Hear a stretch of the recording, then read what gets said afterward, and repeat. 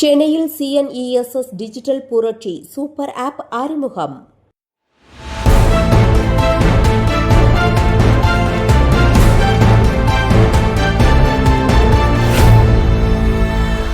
CNESS INC நிறுவனம் தனது digital சூழமைப்பு மென்பொருளை சென்னையில் அறிமுகப்படுத்தியது.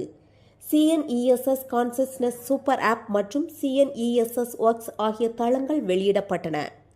நிறுவனர் அபிபென் போஸ் நந்திஜி இந்த தளம் சமூக இணைப்பையும் வணிக வளர்ச்சியும் மேம்படுத்தும் என தெரிவித்தார்.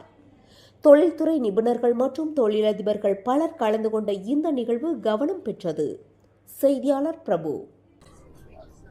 இன்னைக்கு ஒரு மனிதனுக்கு என்ன தேவைன்னா லோன்லினஸ் சொல்றோம். அதை நம்ம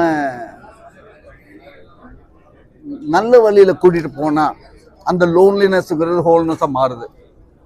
எல்லாத்துக்கும் உள்ள வந்து ஒரே எண்ணம், நல்லது செய்யணும், நல்லதை ரிசீவ் பண்ணணும். இப்போ இதுக்கெல்லாம் உள்ள வந்து கான்சியஸ்னஸ்ங்கிற வார்த்தை, இறை உணர்வுன்னு சொல்றோம், ஒரு டெஃபினிஷன் கொடுக்க பார்க்குறோம். இந்த கான்சியஸ்னஸ்ங்கிற வார்த்தை வந்து நம்ம சோஷியல் மீடியால இருக்கும்போது எத்தனையோ ஃபங்க்ஷன் நம்மளால பண்ண முடியுது. ஒன்று, எல்லாத்துக்கும் ஒரு உள் தர்மம் இருக்கு, அதை ஃபுல்ஃபில் பண்ண முடியுமா?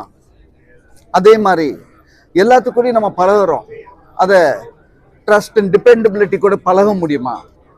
இதுதான் வந்து நம்ம சூப்பர் ஆப். அதே மாதிரி நம்ம சீனஸ் ஒர்க்ஸ்ங்கிறது வந்து ஒரு கம்பெனி இருக்கு, எதுக்காக வேண்டி இருக்கு?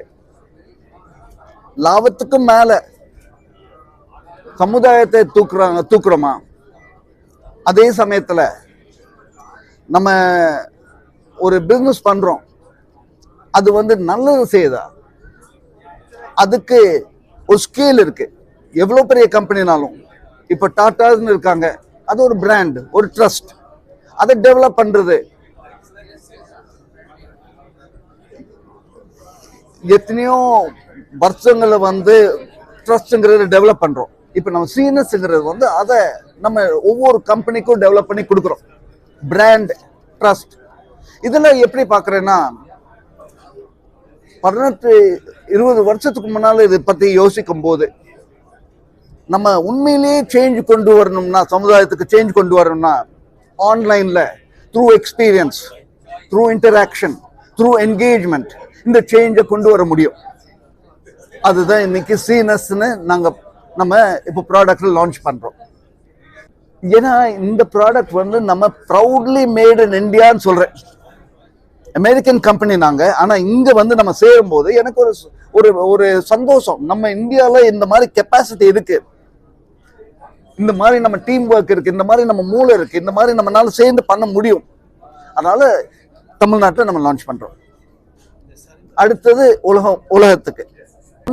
இப்போ நம்ம சோஷியல் மீடியான்னு பார்த்தா கனெக்டிவிட்டி. இன்னைக்கு நீங்க ஃபேஸ்புக் போறீங்க, 1,00,000 பேருங்க வந்து உங்களுக்கு ஃப்ரெண்ட்ஸா இருக்கலாம், ஃபாலோவர்ஸா இருக்கலாம். ஆனா 20-30 லைக். ஆனா $1 போடுங்க ப்ரொமோட்டுக்கு, எங்கேயோ நம்பர் ஓடும். அப்படின்னா அந்த காசை வச்சுதான் ஓட்டுறாங்க. நமக்கு அந்த காசை வேண்டாம்னு சொல்றோம். அப்போ we are not going to misuse your data. Your data is safe with us. இது ஒண்ணு. அதே சமயத்துல கனெக்டிவிட்டின்னு பார்க்கும்போது, இப்போ உங்களுக்கு வந்து யாரோ ஒருத்தவர் வந்து அக்கௌண்டன்டா வேணும்னு பாக்குறீங்க, இல்ல ஒரு நல்ல டாக்டர் வேணும்னு பாக்குறீங்க. இந்த மூலமா பார்க்கும்போது ஒரு நம்பிக்கையான ஆளை நீங்க ஒரு நாள் மீட் பண்ண முடியும். நம்பிக்கைங்கிற வார்த்தையை கொண்டு வரோம். இது நம்ம சோஷியல் மீடியா. கம்பெனிஸை பொறுத்த அளவுல இன்னைக்கு நீங்க ஒரு பொருள் வாங்குறீங்கன்னா இன்கிரீடியன்ட் லிஸ்ட் பாக்குறீங்க.